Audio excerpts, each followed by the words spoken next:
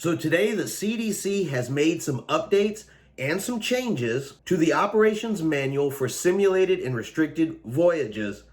And honestly, took me a little by surprise. Let's talk about it right after this. Chris here with High Seas Cruising, and welcome to today's video. So while we are still waiting to hear what the outcome is of the court case in Tampa, Florida today, with Florida, Alaska, and Texas suing the CDC has actually come along and made some changes to the operations manual for simulated and restricted cruises that are good things. So let's take a quick look at those here real quick. All right, so the first change that they have made is to the mask policy on board the ship.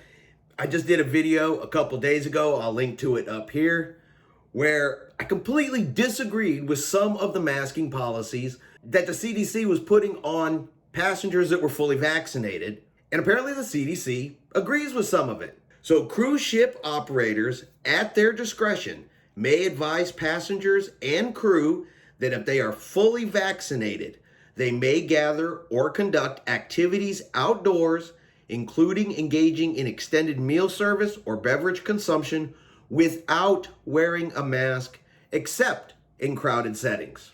And let's be honest, this is an improvement over what it was before, where you had to wear a mask to sit by the pool. You had to wear the mask to stand by the railing, even if you were social distancing. This does allow you to be outdoors, on the deck, maintaining social distancing, but if you're vaccinated, you don't have to wear the mask. That is a win for cruisers, in my opinion. Yes, it could get even better, and over time it probably will. This is a positive start, in my opinion. But that is not the only change they've made. They've made a second change that is even more exciting and even better for cruisers. Let's look at that one. So cruise ship operators, at their discretion, may advise passengers and crew that if they are fully vaccinated, they may engage in self-guided or independent exploration during port stops if they wear a mask while indoors. The cruise ship operator is additionally advised that foreign jurisdictions may have their own requirements. This one is just purely a win for cruisers, hands down. So many of us simply enjoy getting off the ship, exploring the port, and doing our own thing. And now we can again understand, yes, if you go indoors, you have to wear the mask. I can live with that. I can live with that all the time. We do that on a regular basis now, even here at home. So I'm fine with it, but I can get off the ship. I can explore the port. I don't have to have the mask on the whole time.